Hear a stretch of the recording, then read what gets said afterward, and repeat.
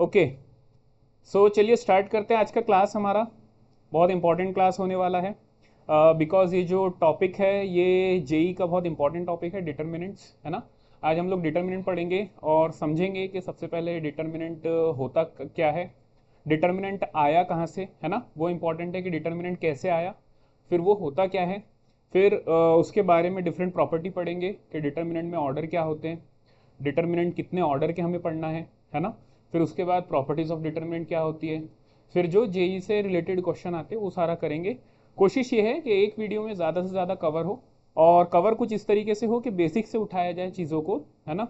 Because जो exam निकालने वाली बात है वो तो एग्ज़ाम निकालने वाली बात है ही साथ में।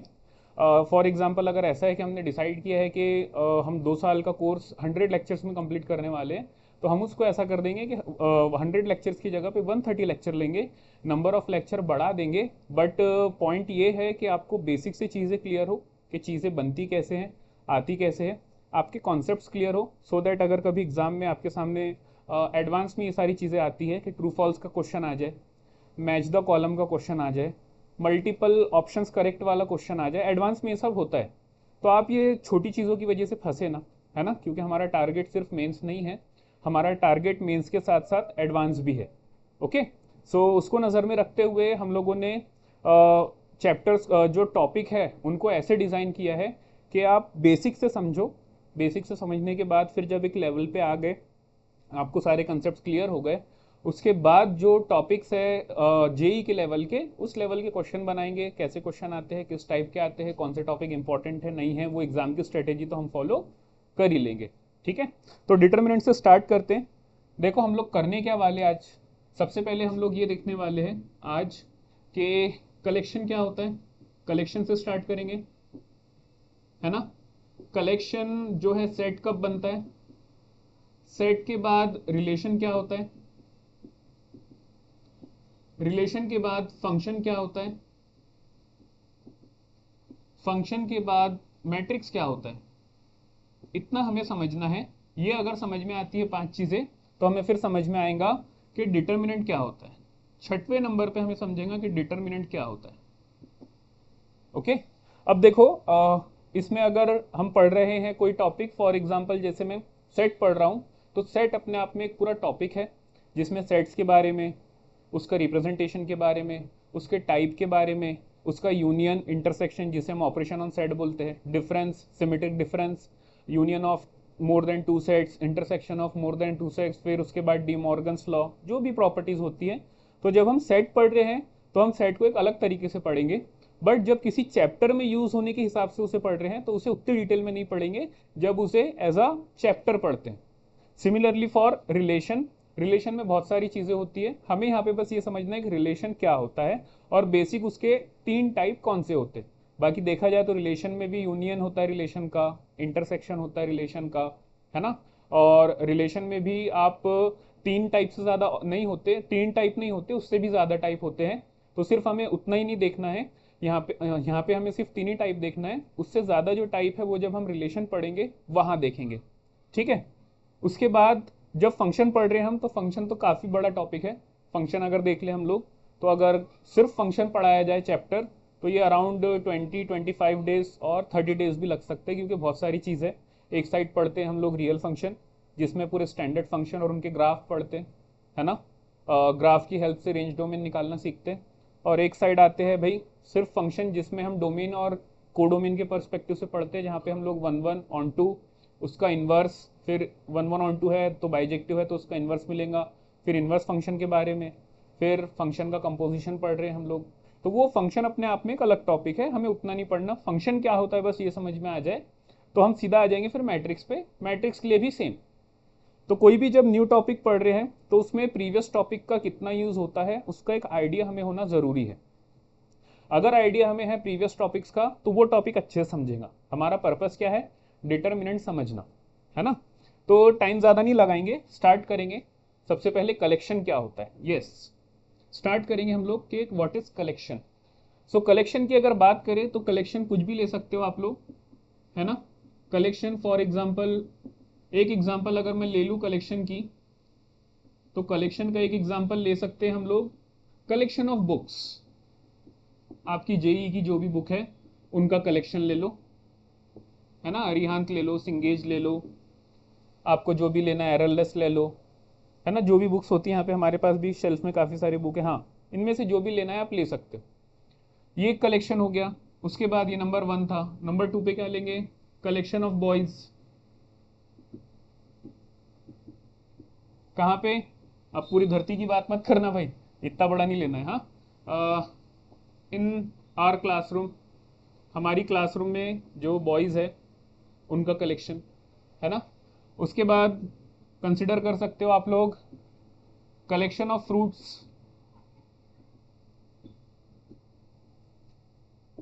है ना। तो किसी भी चीज़ को एक जगह ग्रुप कर दिया जाए, वो लिविंग भी हो सकती है, नॉन लिविंग भी हो सकती है, तो उसका जो ग्रुप रहता है उसे बोला जाता है कलेक्शन। ठीक है, कलेक्शन की डेफिनेशन क्या होती है? जब हम किसी लिविंग चीज़ या नॉन लिविंग चीज़ को एक जगह रख देते हैं, एक रूम के अंदर बोलो, है ना, एक बड़े रूम में, एक हॉल में, एक एरिया में, तो वो सारा मिलके क्या बनता है? कलेक्शन बनता है। ठीक है, तो ये होती है कलेक्शन की डेफिनेशन। अब कलेक्शन से जैसा आगे बढ़े तो हमें पढ़ना पड़ता है सेट। ठीक है, तो जो सेट होता है वो एक पर्टिकुलर टाइप का कलेक्शन होता है। सेट की डेफिनेशन ये होती है, collection of well defined objects is called set.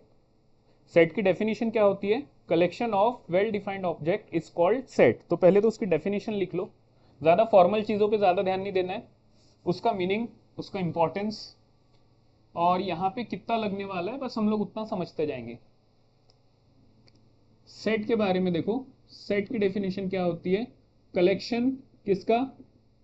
Of well defined objects. ये वेल डिफाइंड का बहुत महत्व है यहाँ पे। Well defined objects is called a set. ठीक है, तो यहाँ पे एक सुंदर से रेड कलर के पेन से बॉक्स में डाल देते हैं वेल डिफाइंड को, क्योंकि यहाँ पे वेल डिफाइंड जो है सारा सब कुछ उसी पे टिका हुआ है। वेल डिफाइंड का मतलब क्या होता है?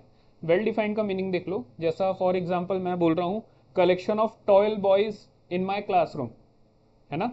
फॉर एग्जांपल मैंने बोला कि collection of tall boys in my classroom, तो टॉल जो होगा सबके हिसाब से अलग अलग होगा।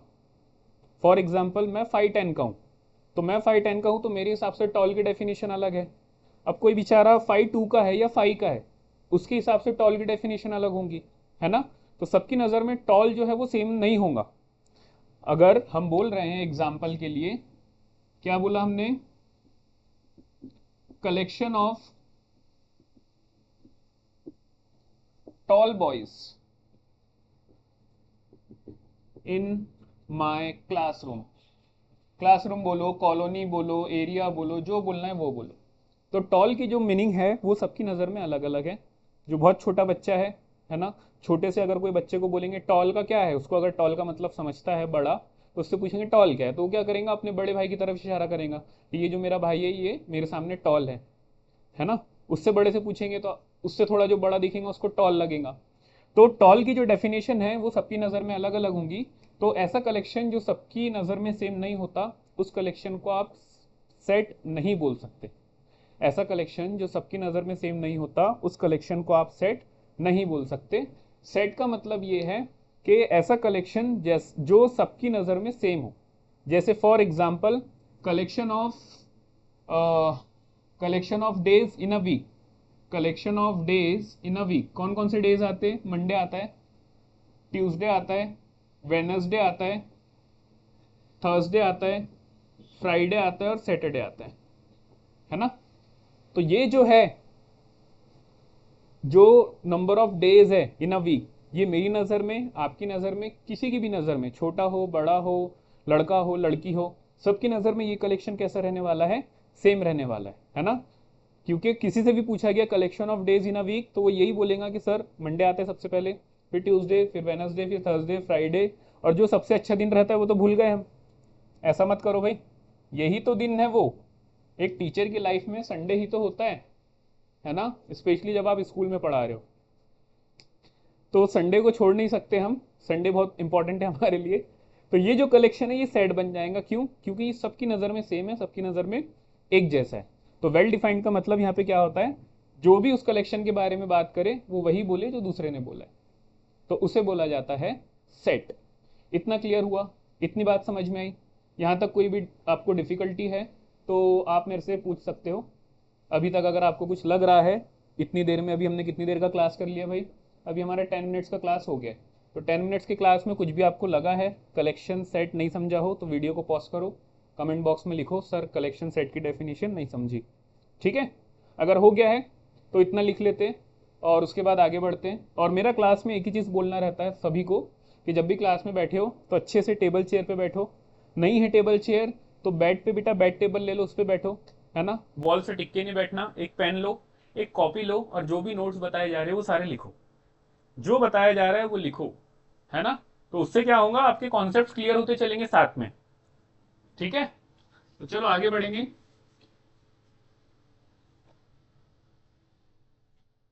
सेट से आगे बढ़े तो कोई भी सेट को जब हम डिनोट करते हैं, आगे बात आती है representation of set. Representation of set, ज्यादा डिटेल में नहीं पढ़ना है हमें ये सारी चीजें, बस उतनी ही पढ़नी है जितने का हमें डिटर्मिनेंट में काम आने वाला है। रिप्रेजेंटेशन ऑफ सेट, तो कोई भी सेट हो उसको आप ऐसे ब्रेसेस के अंदर डाल देते हो। ये जो दो ब्रैकेट आपने दोनों तरफ से लगाया इन्हें बोला जाता है ब्रेसेस, BRACES, ब्रेसेस, है ना। तो एक तो ब्रेसेस के अंदर डाला जाता है। दूसरा, किसी भी सेट को आप जब डिनोट करते हो तो वो कैपिटल लेटर से करते हो। वो कैपिटल ए हो सकता है, कैपिटल बी हो सकता है, capital C, capital D, Z तक जो भी चाहिए आपको अल्फ़ाबेट या लेटर बोलो, आप वो ले सकते हो, उससे सेट को डिनोट कर सकते हो। सेट के अंदर जो मेंबर आते हैं जैसे Monday, Tuesday, Wednesday, Thursday, Friday, Saturday, Sunday, ये सेट के मेंबर होते हैं जिन्हें सेट के एलिमेंट्स बोला जाता है। अंदर जो एलिमेंट रहते, अंदर जो मेंबर रहते हैं, अंदर जो मेंबर होते हैं उन्हें क्या बोला जाता है, एलिमेंट्स।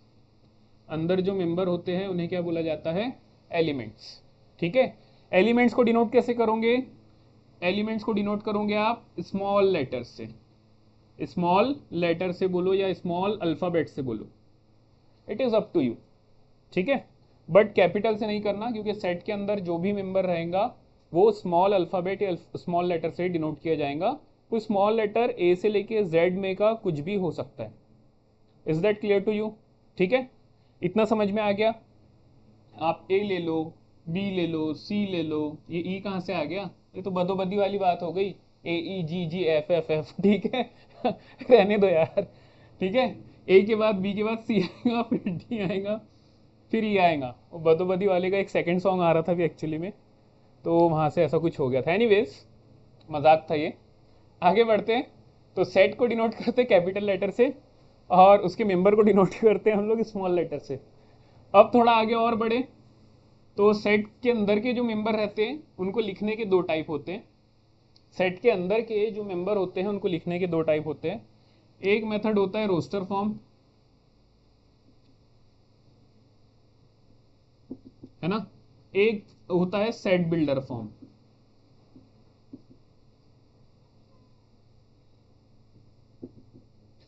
ठीक है, एक जगह क्या करते हो आप लोग, हर मेंबर लिखने के बाद आप लोग कॉमा देते हो, AEIOU।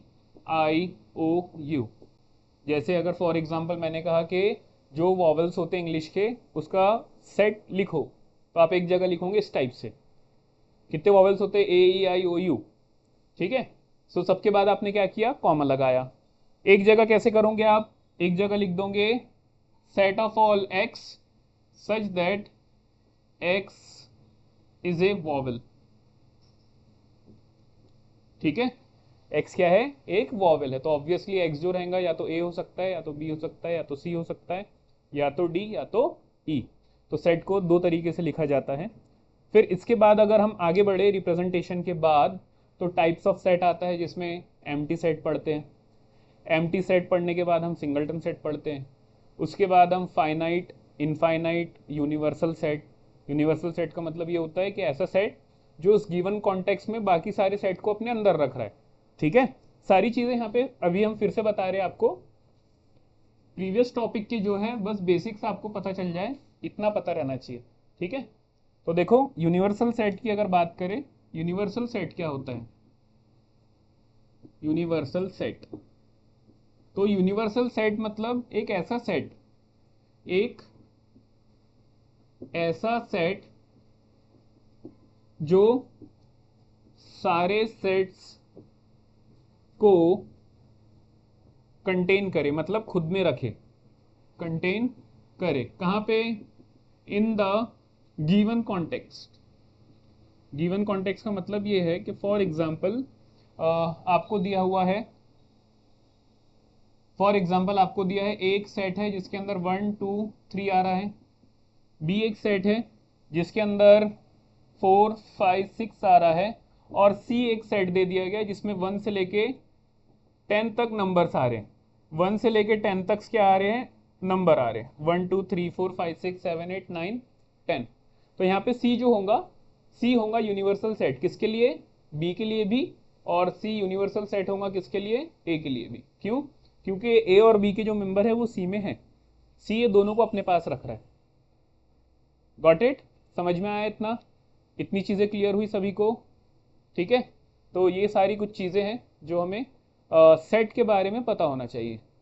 तो ये था सेट के बारे में। अब थोड़ा सा आगे बढ़ते हैं सेट से, तो एक टॉपिक और पढ़ते हैं हम लोग सेट में, जो आता है कार्टेशियन प्रोडक्ट ऑफ सेट। ठीक है, तो चलो आगे बढ़ेंगे। Cartesian product of set.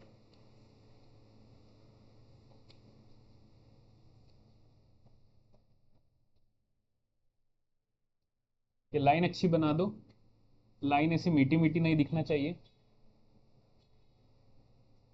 एक तो ये वीडियो को समझ में नहीं आ रहा है क्या हो रहा है आज।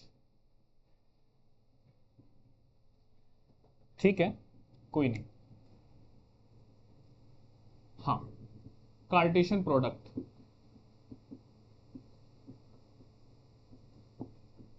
Of sets. Cartesian product of sets मतलब क्या होता है? फॉर एग्जांपल कंसीडर करते हैं ए एक सेट है, बी एक सेट है। पहली कंडीशन क्या होना चाहिए? Both the set should be non empty. पहली कंडीशन क्या होना चाहिए? दोनों सेट कैसे हो? Non empty. एक कंडीशन तो ये है। इसके बाद एक ऐसा सेट जिसमें सारे ऑर्डर पेयर हो, ए कॉमा बी टाइप के। एक ऐसा सेट जिसमें सारे ऑर्डर पेयर हो ए कॉमा बी टाइप के, सच दैट जो ए है वो ए से आए और जो बी है वो बी से आए, है ना? एक ऐसा सेट जिसमें सारे ऑर्डर पेयर हो। किस तरीके से ऑर्डर पेयर होंगे? ऑर्डर पेयर का जो पहला मेंबर है वो ए से आएगा और जो दूसरा मेंबर है वो बी से आएगा। ये कंपलसरी है, ये चीज कंपलसरी है। आप दूसरे मेंबर को ए में नहीं डाल सकते और पहले मेंबर को बी में नहीं डाल सकते। ठीक है, तो अगर ऐसा हो रहा है तो इसे बोला जाता है Cartesian product of A and B. क्या बोला जाता है इसे? इसे बोला जाता है Cartesian product of A and B, A and B. And it is denoted by, and it is denoted by, कैसे डिनोट करोगे? आ जाओ भाई दिखा देते हैं। ऐसे डिनोट करो, Cartesian product of A and B is denoted by A cross, बोल सकते हो ए क्रॉस बी। मल्टीप्लीकेशन बोलना क्योंकि उतना ज्यादा ठीक नहीं है यहाँ पे। ठीक है, तो चीजों को मैथमेटिकली भी लिया जाता है। तो यहाँ पे जो करा जाएगा वो क्या किया जाएगा कि इस टाइप का सेट रहेगा जिसमें सारे ऑर्डर पेयर होंगे, और वो ऑर्डर पेयर का फर्स्ट मेंबर जो है वो ए का है, सेकंड मेंबर जो है वो बी का है। तो इसको देखो लिखा भी गया है, ए से फर्स्ट मेंबर आ रहा है तो ए को पहले लिखा गया है, बी से सेकंड मेंबर आ रहा है तो बी को बाद में लिखा गया। ये वाला जो सेट होता है इसे बोला जाता है Cartesian product of A and B. इतना क्लियर हुआ कार्टेशियन प्रोडक्ट का क्या मतलब होता है? अब आ जाते हैं थोड़ा सा और आगे, थोड़ा आगे बढ़ेंगे। नेक्स्ट टॉपिक देखेंगे रिलेशन। रिलेशन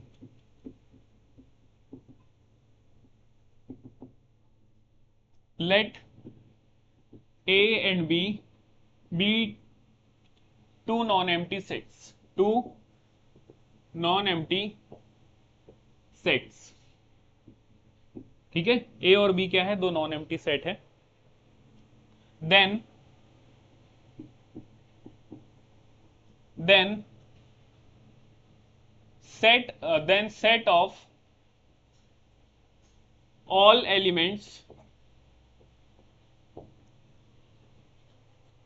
ऐसे नहीं लिखेंगे इसको, then any subset of A cross B is called a relation.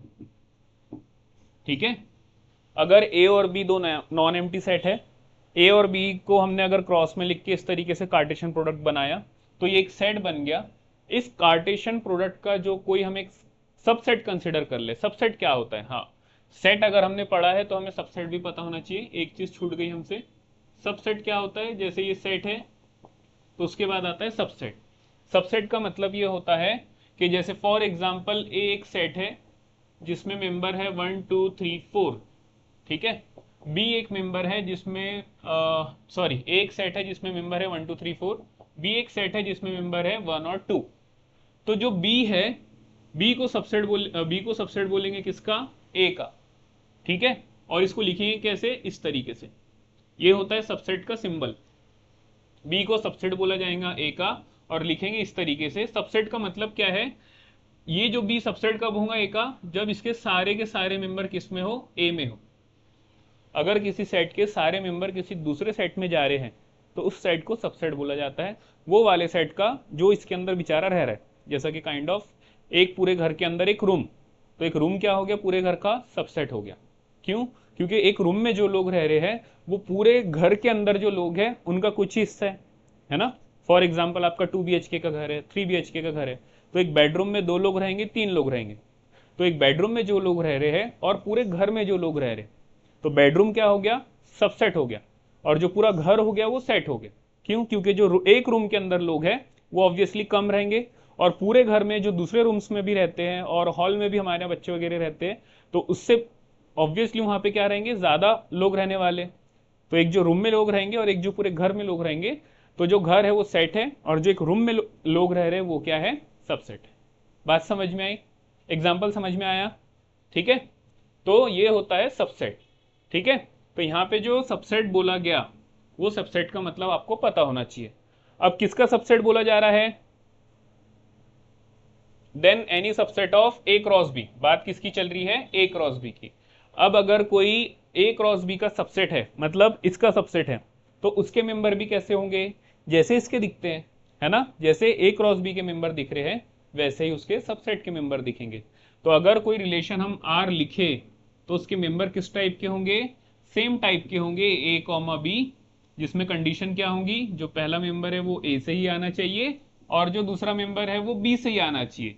बस बात इतनी होगी कि आर में नंबर ऑफ जो मेंबर है वो कम होंगे और ए क्रॉस बी में जो नंबर ऑफ मेंबर है वो ज्यादा होंगे। अगर इसके अंदर 5 मेंबर आ रहे हैं तो इसमें 5 से ज्यादा होंगे, 6 हो सकते हैं, 7 हो सकते हैं, 10 हो सकते हैं, वो डिपेंड करेगा, है ना, कि ए और बी में कितने थे। बात समझ में आ रही है सभी को। तो देखो, रिलेशन में ये चीज का ध्यान रखना ही है। रिलेशन क्या होता है, किसी भी कार्टेशियन प्रोडक्ट का सबसेट होता है। सबसेट का मतलब ये होता है कि जो कार्टेशियन प्रोडक्ट में नंबर ऑफ एलिमेंट है उससे कुछ कम एलिमेंट होंगे आर के अंदर, ठीक है। तो अब एक क्वेश्चन लेते हैं हम लोग, जिसमें ए ले लेते हैं एक फाइनाइट सेट, बी भी ले लेते हैं एक फाइनाइट सेट, और रिलेशन के ऊपर क्वेश्चन पूछते हैं कि रिलेशन में 4 ऑप्शन दे देंगे और पूछेंगे कौन सा रिलेशन है बताओ, कौन सा रिलेशन नहीं है ये भी बताओ, ठीक है। तो एक क्वेश्चन करते हैं हमारी अंडरस्टैंडिंग के लिए।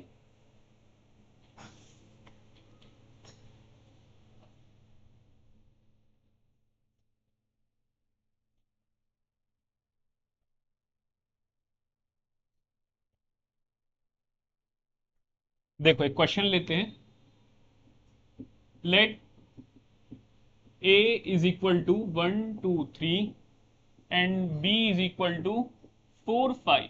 ये दो फाइनाइट सेट है a और b। Then which of the following are the relation,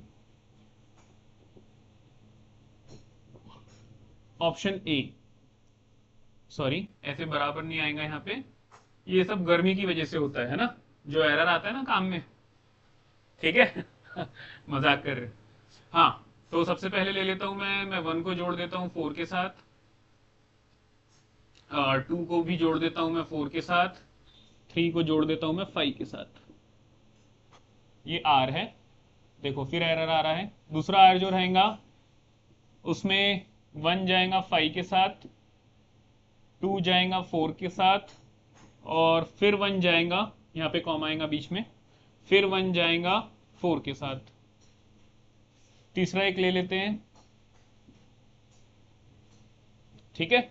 तीसरा एक ऑप्शन ले लो जिसमें 4 जाएगा 1 के साथ, कॉमा 2 जाएगा 5 के साथ, और 3 जाएगा 4 के साथ। और एक और ऑप्शन ले लो फोर्थ वाला, r इज इक्वल टू, ठीक है, r इज इक्वल टू क्या ले लेंगे इसमें, इसमें 5 आ जाएगा 1 के साथ, 5 आ जाएगा 2 के साथ, और 4 आ जाएगा 3 के साथ। तो इनमें से बताना है कौन से रिलेशन है कौन से रिलेशन नहीं है। बहुत बेसिक कॉन्सेप्ट है। इस बेसिक कॉन्सेप्ट को अगर आपने क्रैक कर लिया तो फिर हम लोग आगे बढ़ेंगे। चलो इसके पहले कि मैं सोचूं, आप भी थोड़ा सा बताओ, स्क्रीन विजिबल है क्या? स्क्रीन का थोड़ा सा इशू लग रहा है आज, ठीक है। एनीवेज, तो देखो और इसको बताओ कि जो कंसेप्ट है, देखो ध्यान क्लास में ना कंसेप्ट पे ही देना है। सर कैसे है, एम्बियंस कैसा है, उतना ज्यादा ध्यान मत दो, हाँ चल क्या रहा है उसके ऊपर ध्यान दो, बोर्ड पे ध्यान दो। तो ए है जिसमें 1 2 3 है, बी है जिसमें 4 5 है, 4 ऑप्शन दिए हैं, कौन सा रिलेशन है कौन सा नहीं है।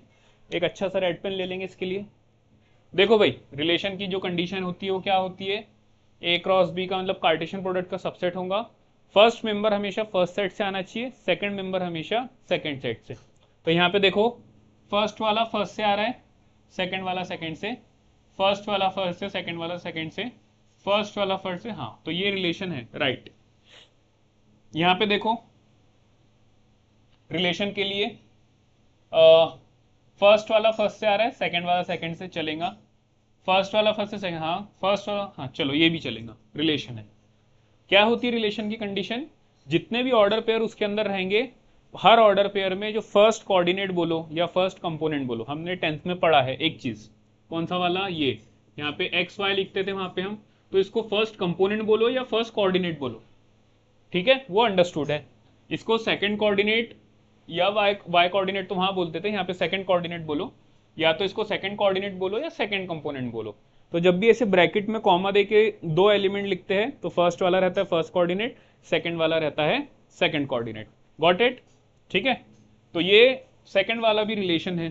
थर्ड वाले की तरफ जाते हैं, थर्ड वाले की तरफ जाएंगे तो पहला वाला देखो पहले सेट से आ रहा है क्या, 4, पहले में 4 है ही नहीं, तो एक गलत दिखा, मतलब ये पूरा का पूरा गलत हो गया।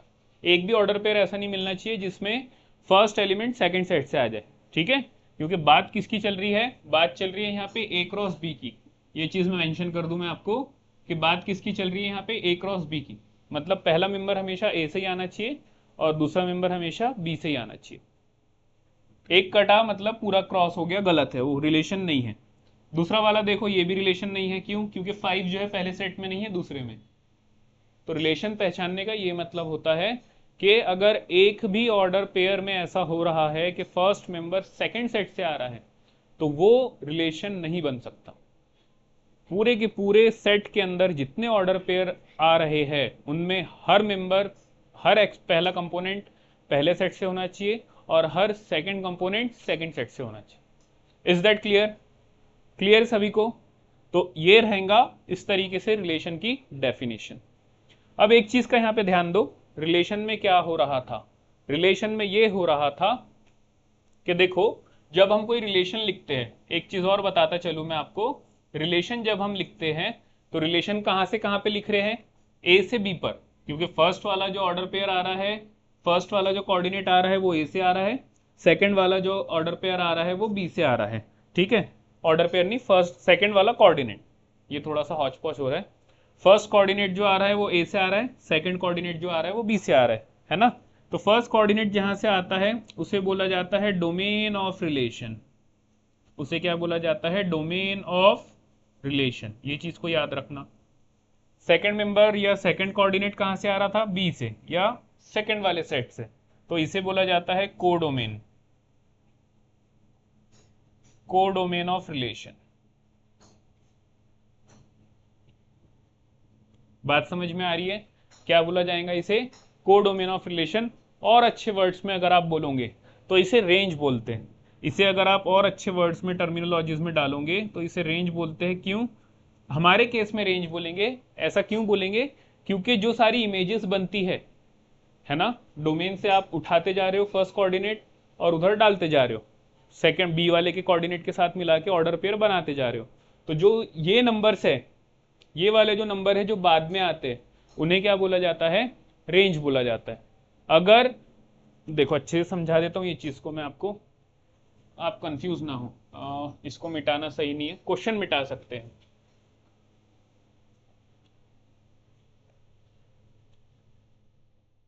देखो ए में क्या था हमारे पास? ए में था बच्चों हमारे पास 1 2 3, बी में था हमारे पास 4 और 5, ये था, है ना। और जो हमने यहाँ पे ऑप्शंस लिए थे वहां पे क्या हो रहा था? यहाँ के सारे मेंबर्स जो है यहाँ के मेंबर्स के साथ जुड़ जा रहे थे। तो बी में कुछ अकेला बच रहा था क्या? नहीं बच रहा था। तो ऐसी सिचुएशन में जब बी के सारे मेंबर के लिए यहाँ पे आपको एलिमेंट्स मिल रहे हैं तो बी को बोला जाएगा रेंज। रेंज का मतलब ये होता है जहां पे सारी इमेजेस रहती है। इमेजेस का मतलब जब फर्स्ट ऑर्डर जो फर्स्ट कोऑर्डिनेट रहता है वो जब ज्वाइन होके आपको यहाँ पे कोई ना कोई कोऑर्डिनेट देता है तो उसे बोला जाता है रेंज। ठीक है। फॉर एग्जाम्पल आप कंसिडर कर लो बी रहता इस टाइप का 4 5 6, है ना। ए सेम है, ए सेम है, बी अगर देखो अब इस टाइप का रहता तो अब क्या हो रहा है? यहाँ के 1 2 3 यहाँ के सिर्फ 4 5 के साथ ही मिल रहे हैं। यहाँ पे बच कौन गया? यहाँ पे बच गया एक 6 के यहाँ पे किसी की भी साथ इमेज नहीं है। चारों ऑप्शन में देखो ये वाला जो 6 है बी का, यहाँ पे बी उस 6 के साथ यहाँ पे कोई भी एलिमेंट की कोई पेयर है क्या? नहीं है। अगर ऐसा है तो इस सिचुएशन में बी को बोला जाएगा कोडोमेन। कोडोमेन में अगर कोई फालतू का मेंबर ऐसा बचा हुआ है जो ऑर्डर पेयर में ए के मेंबर के साथ कोऑर्डिनेट नहीं कर रहा तो वो जो सेट रहता है फिर वो कोडोमेन बन जाता है। और अगर बी में ऐसे सारे मेंबर है जो ए के मेंबर के साथ कोऑर्डिनेट कर रहे हैं, मतलब सारे जुड़े हुए हैं, सारे मैप्ड है, सारे के सारे इमेज है, ठीक है, तो तब बी को क्या बोला जाएगा? रेंज बोला जाएगा। बात समझ में आ रही है? तो अगर ये रिलेशन लिया हमने इस टाइप से, आर ए से बी में है तो बी को रेंज कब बोलेंगे और बी को कोडोमेन कब बोलेंगे, ये समझ जाओ। इन जनरल हम जो टर्मिनोलॉजी यूज करेंगे वो कोडोमेन की करेंगे कि ए जो है, आर जो है सॉरी, एक रिलेशन है ए से बी पर, तो ए को बोला जाता है डोमेन, बी को बोला जाता है कोडोमेन।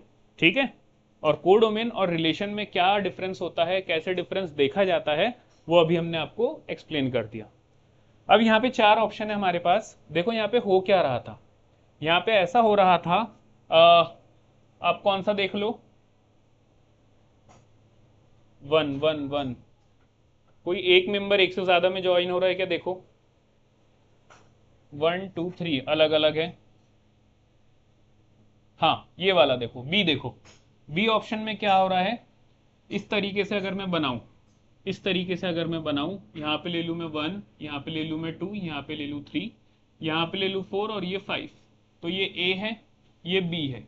ये सेट को रिप्रेजेंट करने का दूसरा तरीका होता है, वो जब हम सेट अच्छे से डिटेल में पढ़ेंगे तब देखेंगे कि इसे बोला जाता है Venn diagram representation of set. ठीक है, इसे क्या बोला जाता है? Venn diagram representation of set.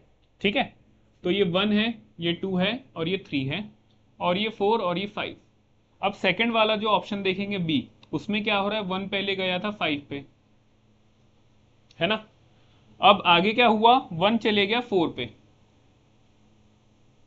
1 पहले 5 पे गया था यहाँ पे, फिर लास्ट में क्या हुआ? 1 चले गया 4 में। तो ऐसे सिचुएशन जो होती है जिसमें एक ही मेंबर, एक ही कोऑर्डिनेट बाकी 2 कोऑर्डिनेट से जुड़ रहा है, तो ऐसे सिचुएशन में जो रिलेशन है वो फंक्शन नहीं बन पाता। ऐसी सिचुएशन में जो रिलेशन है वो फंक्शन नहीं बन पाता।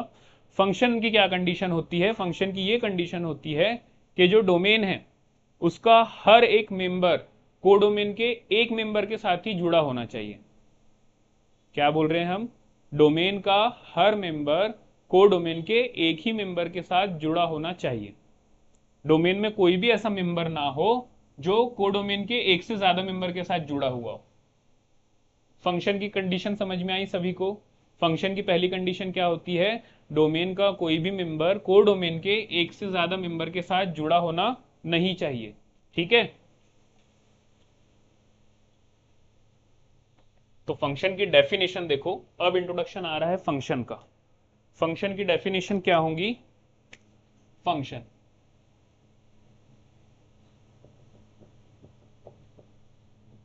Every element of domain has unique image in codomain. तो यहां पे दो चीजों की बात की गई। क्या दो चीजों की बात की गई?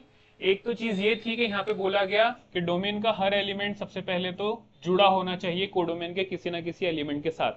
एक कंडीशन ये है। डेफिनेशन में देखो दो चीजें हो रही है, एक क्या बोला गया है? एवरी, और दूसरा वर्ड क्या यूज किया गया है? यूनिक। एवरी का मतलब ये है कि डोमेन का हर मेंबर जुड़ा होना चाहिए कोडोमेन के किसी ना किसी मेंबर के साथ। पहली कंडीशन तो ये है ना। तो फॉर एग्जाम्पल अगर मैं इस तरीके से बनाऊं, यहाँ पे ले लू 1, यहाँ पे ले लू 2, यहाँ पे ले लू 3, यहाँ पे क्या था 4 और यहाँ पे था 5, तो डोमेन का हर मेंबर जुड़ा हो। ठीक है, अब 3 को नहीं जोड़ सकते तो 3 के लिए एक और एक्स्ट्रा लेना पड़ेगा। ठीक है, 3 को नहीं जोड़ सकते तो 3 के लिए और एक एक्स्ट्रा लेना पड़ेगा। हाँ, या फिर ऐसा कर सकते हो 3 को इस तरीके से 6 पे जोड़ दो। बात समझ में आ रही है? बात क्लियर हो रही है ना। तो क्या हो रहा है यहाँ पे कि डोमेन का हर मेंबर एसोसिएट होना चाहिए कोडोमेन के एक ही मेंबर के साथ। डोमेन का हर मेंबर एसोसिएट होना चाहिए कोडोमेन के एक ही मेंबर के साथ। एक ही मेंबर के लिए क्या वर्ड यूज किया है यहाँ पे? यूनिक। और डोमेन का हर मेंबर मतलब यहाँ पे कोई भी अकेला नहीं बचना चाहिए। डोमेन में कोई भी एलिमेंट ऐसा ना बचे जिसकी इमेज हमारे पास उधर कोडोमेन में है ही नहीं। इमेज समझ रहे हैं ना। अगर हम इस तरीके से ऑर्डर पेयर लिखते हैं तो यहाँ पे हम ए लिख रहे हैं और यहाँ पे हम बी लिख रहे हैं, तो ये सारे ए रहते हैं डोमेन के और ये सारे बी रहते हैं कोडोमेन के। जो कोडोमेन में जाते हैं उन्हें हम इमेज बोलते हैं। ठीक है, तो इस चीज को समझो जरा कि डोमेन का कोई भी मेंबर यहाँ पे खाली नहीं रहना चाहिए और हर मेंबर यहाँ पे एसोसिएट होना चाहिए किसी ना किसी यूनिक मेंबर के साथ। जैसा यहाँ पे क्या हो रहा था, यहाँ पे जो 1 है वो यूनिक मेंबर के साथ एसोसिएट हो रहा है क्या? नहीं हो रहा है। ऐसा हो सकता है, ऐसा हो सकता है कि यहाँ के दो मेंबर एक ही मेंबर के पास चले जाए। ये पॉसिबल है, ये पॉसिबल है कि यहाँ पे जो 2 और 3 है ये दोनों एक ही के पास जा रहे हैं, ये दोनों एक ही के पास जा रहे हैं, ऐसा पॉसिबल है। बट ऐसा नहीं हो सकता कि यहाँ का एक मेंबर यहाँ के दो मेंबर के पास चला जाए। बात समझ में आ रही है? तो ये चीज का डिफरेंस आपको समझना है। ये बनेगा फंक्शन, ये ऐसा रिलेशन है जो फंक्शन बन गया, क्योंकि फंक्शन कब पढ़ते हैं हम लोग? रिलेशन के बाद। तो अगर आपको रिलेशन समझा है तो रिलेशन फंक्शन कब बनेगा वो कंडीशन पता होनी चाहिए। एक कंडीशन क्या थी कि डोमेन का हर एलिमेंट किसी ना किसी कोडोमेन के मेंबर के साथ जुड़ा हो। दूसरी कंडीशन क्या है कि ऐसा नहीं होना चाहिए कि वो मेंबर एक से ज्यादा मेंबर के साथ इधर जुड़ जाए। और अगली बात क्या थी कि हर मेंबर की वहां पे यूनिक वैल्यू होना चाहिए। ठीक है, बात समझ में आ रही है इतनी? ये जो केस है ये फंक्शन नहीं बनेगा, ये जो केस है ये फंक्शन नहीं बनेगा, नॉट फंक्शन। और ये जो है ये फंक्शन बन जाएंगे। तो डोमेन के हर मेंबर एसोसिएट हो कोडोमेन के मेंबर के साथ और उनकी यूनिक इमेज हो। यूनिक इमेज का मतलब यही होता है कि 1 4 पे भी जा रहा है 1 5 पे भी जा रहा है, ऐसा नहीं होता। मैं आईने के सामने खड़ा हूं तो मैं एक ही दिखूंगा। अगर मैं आईने के सामने खड़ा हूं और मैं 2 दिख रहा हूं मतलब कुछ तो भी गड़बड़ है, मैंने कुछ ठीक है, उस बारे में बात नहीं करते हैं। ठीक है, तो ये होती है फंक्शन की डेफिनेशन। आई होप इतना सबको क्लियर है, इतना सबको समझ में आ रहा है कि फंक्शन क्या होता है ना। तो रिलेशन को फंक्शन में बनने के लिए यही रिक्वायरमेंट होती है। रिलेशन में तो ये चल जाता है कि एक डोमेन का एलिमेंट एक से ज्यादा कोडोमेन के एलिमेंट पे जाके मिल जाए, बट फंक्शन में ऐसा नहीं होता। डोमेन का एक मेंबर कोडोमेन के एक ही मेंबर के पास जाएगा, डोमेन का एक मेंबर कोडोमेन के एक से ज्यादा मेंबर के पास नहीं जा सकता। I hope this is clear to you. तो ये होता है फंक्शन। तो अभी हम लोग कहाँ तक आ गए हैं? हम लोग आ गए हैं फंक्शन तक। ठीक है, फंक्शन का मतलब समझा। अब थोड़ा सा आगे बढ़ते हैं फंक्शन से। तो हमें मिलता है मैट्रिक्स। मैट्रिक्स क्या होता है एक बार ये देख लो। मैट्रिक्स क्या होता है? मैट्रिक्स का जब टॉपिक पढ़े हमने इसके पहले, है ना, जब भी हमने मैट्रिक्स का क्लास किया, तो मैट्रिक्स पढ़ना एक अलग है, वो अपने आप में एक अलग टॉपिक है। बट यहाँ पे क्या चाहिए हमें? सिर्फ मैट्रिक्स क्या होता है इतना अच्छे से समझ जाए वो बहुत है। मैट्रिक्स में रोज कॉलम क्या होते हैं, मैट्रिक्स का ऑर्डर क्या होता है ना, टाइप्स ऑफ मैट्रिक्स क्या होता है, उसमें भी बेसिक बेसिक चीजें हमें देखनी है सो दैट हम डिटर्मिनेंट पे पहुंच पाए। तो मैट्रिक्स क्या होता है? It is a ordered rectangular arrangement of real numbers और रियल फंक्शन। रियल फंक्शन क्या होता है वो अपने आप में एक टॉपिक है पूरा, है ना। अगर यहाँ से फंक्शन समझे हम तो रियल फंक्शन का फिर वो मतलब होता है कि ऐसा फंक्शन जिसके डोमेन और कोडोमेन दोनों सबसेट है सेट ऑफ रियल नंबर के। किसी भी फंक्शन को रियल फंक्शन तब बोला जाएगा जब उसका डोमेन उस फंक्शन का और उसका कोडोमेन दोनों सबसेट हो रियल नंबर के, है ना। तो फंक्शन को रियल फंक्शन तब बोलते हैं हम लोग। तो मैट्रिक्स क्या होता है बेसिकली, हमारे उस पर आ जाओ। तो मैट्रिक्स क्या होता है? It is a ordered rectangular arrangement. Order का भी यहाँ पे मीनिंग है, हाँ, ऑर्डर का भी यहाँ पे मीनिंग है। Rectangular arrangement of real numbers और रियल फंक्शन। तो क्या करेंगे हम? इस तरीके से बॉक्स बनाएंगे और इसमें नंबर्स लिखना स्टार्ट करेंगे। 1 2 3 4 5 6। ये जो हमने रेक्टेंगुलर ऑर्डर्ड अरेंजमेंट लिखा नंबर्स का, इस अरेंजमेंट को बोला जाएगा मैट्रिक्स। किस तरीके से हमने बॉक्स बनाया, कैसे उसमें नंबर लिखे, है ना, ये एक पर्टिकुलर फॉर्मेट में लिखा जा रहा है ना। तो इस फॉर्मेट को बोला जाएगा matrix. I hope this is clear to all of you कि मैट्रिक्स क्या होता है। एक ऑर्डर्ड रेक्टेंगुलर अरेंजमेंट होता है नंबर्स का या फिर फंक्शंस का। तो पहले तो हम लोग नंबर देख ले रहे हैं। तो नंबर को देखो एक हम तरीके में लिख रहे हैं और एक पर्टिकुलर बॉक्स में लिख रहे हैं। तो ये जो नंबर को इस बॉक्स के अंदर लिखा गया इसे बोला जाता है मैट्रिक्स। अब बात आती है कि यहाँ पे ऑर्डर्ड का क्या मतलब है। तो ऑर्डर्ड का मतलब ये है कि हर नंबर की यहाँ पे पोजीशन फिक्स होती है। हर नंबर की यहाँ पे पोजीशन फिक्स होती है। कैसे होती है? तो याद रखो, जब भी मैट्रिक्स बनता है तो उसमें क्या होता है, ये जो इस तरीके से दिख रही है आपको, इन्हें क्या बोला जाता है? Horizontal lines. ये जो दिख रही है इन्हें क्या बोला जाता है? Horizontal lines. इस तरीके से जो दिख रही है आपको इन्हें क्या बोला जाता है? Vertical lines. बात समझ में आ रही है? जब भी मैट्रिक्स बनता है तो ये चीजें आपके सामने आती है। हॉरिजॉन्टल लाइंस को हम बोलते हैं रोज और वर्टिकल लाइंस को हम बोलते हैं कॉलम। ठीक है, वर्टिकल लाइन को क्या बोलेंगे? कॉलम बोलेंगे। हॉरिजॉन्टल लाइन को क्या बोलेंगे? रोज बोलेंगे। तो ये जो रोज होती है और ये जो कॉलम होते हैं उनसे हर नंबर की एक पोजीशन फिक्स हो जाती है। हर नंबर की एक पोजीशन फिक्स हो जाती है। वो पोजीशन को रिप्रेजेंट करने के लिए किसी भी मैट्रिक्स को जनरल फॉर्म में लिखा जाता है। जनरल फॉर्म में देखो कैसे लिखेंगे इसी मैट्रिक्स को। तो मैं 1 की जगह पे लिखूंगा A11, 2 की जगह पे लिखूंगा A12, 3 की जगह पे लिखूंगा A13, फिर 21, 22 और 23, 23।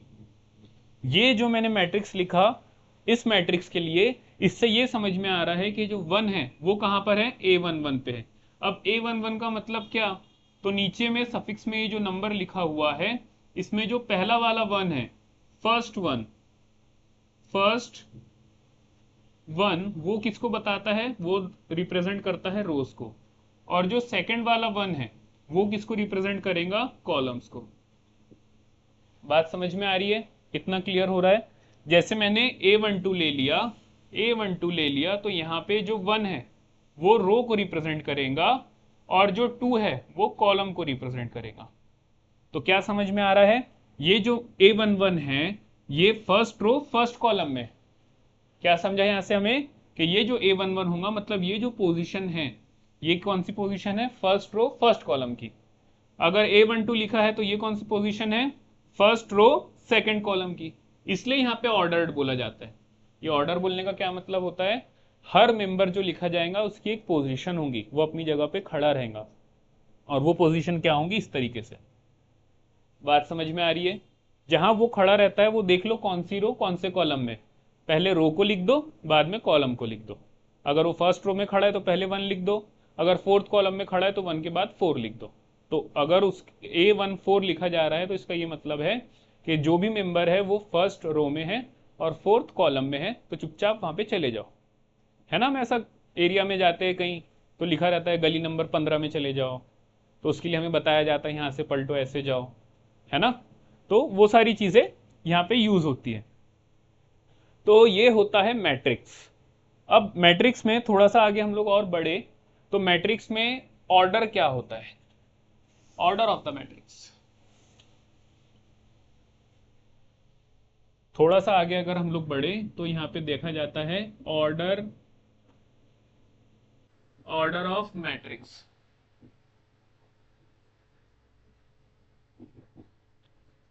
अब जो रोज होती है मैट्रिक्स की और जो कॉलम होते हैं, रोज और कॉलम मिल के बनाते हैं ऑर्डर। जैसे फॉर एग्जाम्पल यही मैट्रिक्स में ले लू, 1, थोड़ा दूर लिखो भाई ये कैसा दिख रहा है, 2 3 4 5 6, है ना।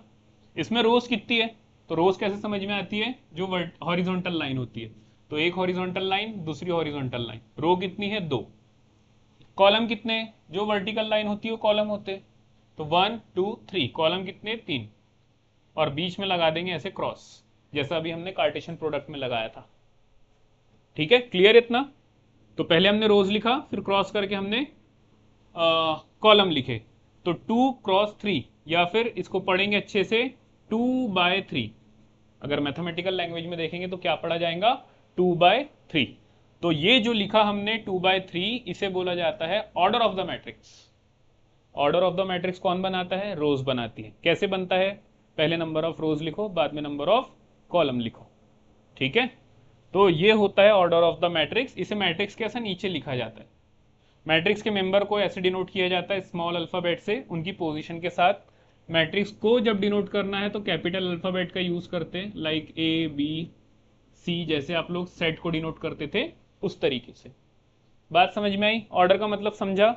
याद रखना ऑर्डर में पहले रोज आती है बाद में कॉलम आते हैं, पहले कॉलम लिख के गलती मत करना। ठीक है, तो ये हो गया ऑर्डर ऑफ द मैट्रिक्स।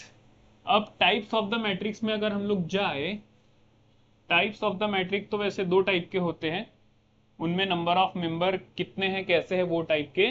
लेकिन थोड़ा सा अगर हम लोग एक दूसरा टाइप कंसिडर करें यहाँ पे, जो हमें ये बता देता है कि मैट्रिक्स रेक्टेंगुलर है कि स्क्वायर है।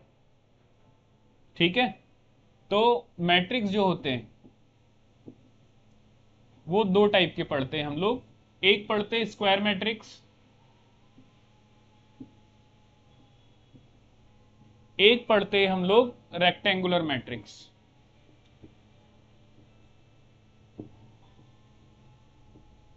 ठीक है, स्क्वायर मैट्रिक्स में क्या होता है, नंबर ऑफ रोज और नंबर ऑफ कॉलम ये सेम हो जाता है। स्क्वायर मैट्रिक्स में क्या होता है, कोई भी मैट्रिक्स ऐसा ले लो जिसमें रोज और कॉलम सेम हो, जैसे 1 2 3 4, 2 रो है 2 कॉलम है। यहां पे क्या होता है, यहां पे number of rose obviously same नहीं होंगे, ये इक्वल नहीं होते हैं नंबर ऑफ कॉलम के, है ना। जैसा कि अभी पिछले वाला एग्जांपल ले लो,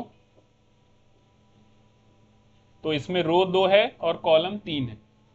तो स्क्वायर मैट्रिक्स मतलब ऐसे मैट्रिक्स जिसमें रोज और कॉलम सेम होते हैं, और इस रेक्टेंगुलर मैट्रिक्स मतलब ऐसे मैट्रिक्स जिसमें रोज और कॉलम सेम नहीं होते।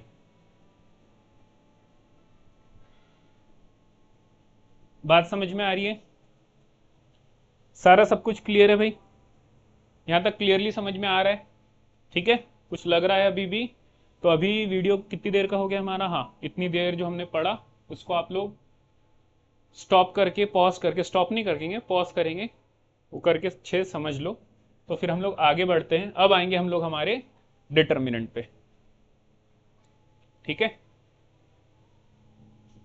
क्लियर है इतना? चलो आगे बढ़ते हैं।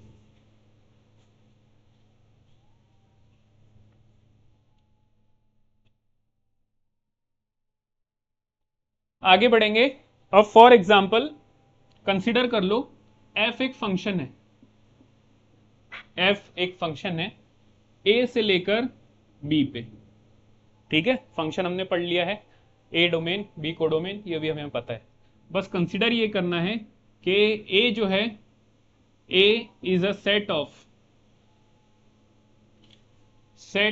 ऑफ ऑल स्क्वायर मैट्रिक्स, या फिर सेट ऑफ स्क्वायर मैट्रिक्स भी लिखे तो चलेगा। ए को क्या कंसिडर करना है कि ए जो है वो सेट है किसका, स्क्वायर मैट्रिक्स का, और बी जो है सेट ऑफ रियल नंबर्स। ठीक है, नंबर्स। तो ए एक सेट है जो सारे स्क्वायर मैट्रिक्स का सेट है, और बी जो सेट है वो रियल नंबर का सेट है। और इस टाइप का एक फंक्शन है एफ, जो क्या करता है, यहां से किसी भी मैट्रिक्स को उठाता है ए से किसी भी स्क्वायर मैट्रिक्स को उठाता है और उसके लिए एक नंबर देता है हमें। एफ क्या करता है, ए से किसी स्क्वायर मैट्रिक्स को उठाएगा और बी में क्या देगा, उसके लिए एक नंबर देगा। नंबर को हमने किससे रिप्रेजेंट किया है, के से, स्मॉल के से, है ना। तो जो ये एम है, एम बिलोंग करेगा ए से, इसका मेंबर है तो, और ये जो के है ये बिलोंग करेगा बी से। बात समझ में आ रही है? तो इस तरीके से अगर होता है, अगर ऐसा होता है, तो ऐसी सिचुएशन में ये जो के मिल रहा है, ये जो नंबर मिल रहा है, इस नंबर को बोला जाता है डिटर्मिनेंट। इस नंबर को क्या बोलेंगे हम लोग, डिटर्मिनेंट। मतलब जब भी कभी स्क्वायर मैट्रिक्स के लिए हमें एक स्केलर मिले, एक नंबर मिले, तो उस नंबर को बोलेंगे हम लोग डिटर्मिनेंट। कभी भी स्क्वायर मैट्रिक्स के लिए अगर हमें उसके साथ एक नंबर मिल रहा है, जो भी नंबर हो वो, हर स्क्वायर मैट्रिक्स के लिए एक नंबर मिलेगा हमें। कोई भी स्क्वायर मैट्रिक्स ले लो आप, रियल नंबर का एंट्रीज वाला, उसके लिए आपको एक नंबर मिलेगा। वो जो नंबर रहेगा उसे बोलोगे आप लोग डिटर्मिनेंट। बात समझ में आई? क्लियर हुआ? ठीक है, यहां तक सारी चीजें क्लियर है? कोई डाउट, डिफिकल्टी? तो आई होप डिटर्मिनेंट का मतलब समझा हो। अब थोड़ा सा इसको और आसान बनाते हैं, आगे बढ़ते हैं। फॉर एग्जाम्पल मैं कंसिडर कर लेता हूं एम जो था, एम था कुछ इस टाइप से, एक छोटा सा ले लो एग्जाम्पल के लिए, एम था कुछ इस टाइप से। ठीक है, अब एम के ऊपर कौन लगा, एफ लगा, मिला क्या हमें, के डिटर्मिनेंट है। तो के होगा कैसे, के दिखेगा कैसे, तो के दिखेगा कुछ इस टाइप से। ये जो बॉक्स से हट जाएगा, ऐसी वर्टिकल लाइन लगेंगी और उसके अंदर जो मैट्रिक्स की एंट्रीज थी वो एज इट इज लिख दी जाएंगी, है ना। ये मैट्रिक्स का बॉक्स हटेगा, दो वर्टिकल लाइन लगेंगी और जो मैट्रिक्स की एंट्रीज थी वो एज इट इज लिख दी जाएंगी। ये हो जाएगा डिटर्मिनेंट, ये हो जाएगा डिटर्मिनेंट। सॉल्व कैसे करना है, कितने टाइप्स के हैं, ये सब बात की बात है। पहले तो होता क्या है, दिखता कैसे है, कैसे डिनोट किया जाता है, वो समझ लो। बात समझ में आ रही है? ठीक है, तो ये होगा डिटर्मिनेंट। अब बात आती है सर इसको डिनोट कैसे करेंगे। तो इसे डिनोट करने के 3 रास्ते हैं। एक रास्ता तो ये है कि ऐसा ट्रायंगल बना दो, ऐसा नहीं कर सकते आप तो इसे D E T of M, किसका डिटर्मिनेंट है, ये मैट्रिक्स एम का डिटर्मिनेंट है, तो डी टी ऑफ एम, है ना।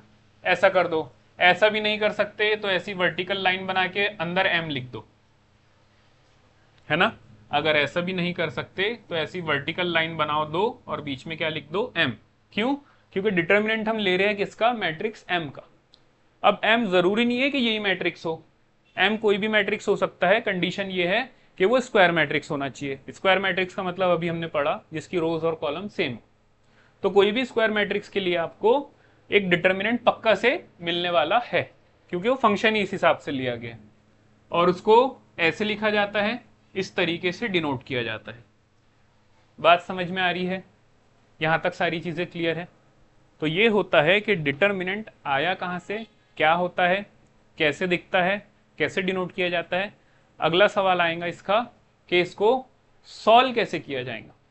अगर आपके सामने डिटर्मिनेंट आ रहा है तो सर इसको सॉल्व कैसे करेंगे, और कितने टाइप के डिटर्मिनेंट हम लोग पढ़ने वाले हैं हमारे इस जेई के क्लास में। ठीक है, तो मैं एक चीज बताता चलूं, हम लोग पढ़ने वाले 2 टाइप के डिटर्मिनेंट, एक 2x2 के मतलब जिसमें 2 रो 2 कॉलम हो, और एक 3x3 के मतलब जिसमें 3 रो और 3 कॉलम हो। बात समझ में आ रही है? इतनी चीजें क्लियर है। तो अब थोड़ा सा आगे बढ़ते हैं और ये देखते हैं कि इसको सॉल्व किस तरीके से किया जाए। ठीक है, तो ये एग्जांपल ले लेंगे, इस डिटर्मिनेंट को सॉल्व कैसे करोगे। तो देखो, जैसे फॉर एग्जांपल आपके सामने ऐसे डिटर्मिनेंट है 1 -1 0 2, ये डिटर्मिनेंट है, इसको सॉल्व करना है आपको। तो पहले क्या करोगे आप, 2 से मल्टीप्लाई करोगे 1 को, तो 1 × 2, फिर बीच में लिखोगे माइनस। अच्छे से देखना, सारी निगाहें स्क्रीन की तरफ, निगाहें आपकी स्क्रीन की तरफ। ठीक है, तो 1 × 2, फिर बीच में माइनस, फिर करोगे आप -1 को 0 से, तो -1 × 0। अब इसको सॉल्व कर लो, 2 1 = 2, माइनस 0 से किया तो ये 0, कितना बचा है यहाँ 2 बचा। बात समझ में आई? सॉल्व करना एकदम आसान है, बस ये समझना इंपॉर्टेंट था कि वो आया कहां से। आगे बढ़ते हैं, एक और डिटर्मिनेंट लेते हैं 3 4 5 2। ठीक है, एंट्रीज कुछ भी हो सकती है, पॉजिटिव नंबर हो सकते हैं, नेगेटिव नंबर हो सकते हैं।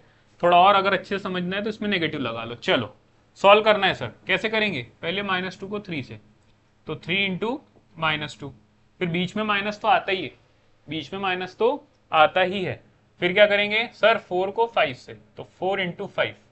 अब आप बोलोगे सर यहाँ पे ब्रैकेट लगाया था माइनस के बाद, यहाँ क्यों नहीं लगाया। तो बच्चों यहाँ पे माइनस के बाद एक और एंट्री ऐसी थी जहाँ माइनस था, बट यहाँ पे माइनस के बाद कोई एंट्री ऐसी है क्या, ना 4 पे माइनस है ना 5 पे माइनस है। ठीक है, फिर भी अगर ऐसा लग रहा है तो ब्रैकेट लगा लो। इसका मतलब ये हुआ कि पहले 4 और 5 का मल्टीप्लीकेशन करेंगे, बाद में माइनस करेंगे, क्योंकि बॉडमास रूल कुछ यही बोलता है। 3 × -2 -6, माइनस 4 × 5 20, तो ये हो गया माइनस का 26। इस तरीके से सॉल्व किया जाता है। एक और एग्जांपल लेंगे, एग्जांपल लेके फटाफट फटाफट सॉल्व करना सीख जाओ 2/2 का डिटर्मिनेंट। एक और लेंगे जिसमें यहां ले लो -1, यहां ले लो -3, यहां ले लो 4, यहां ले लो -5। चलो भाई सॉल्व करो।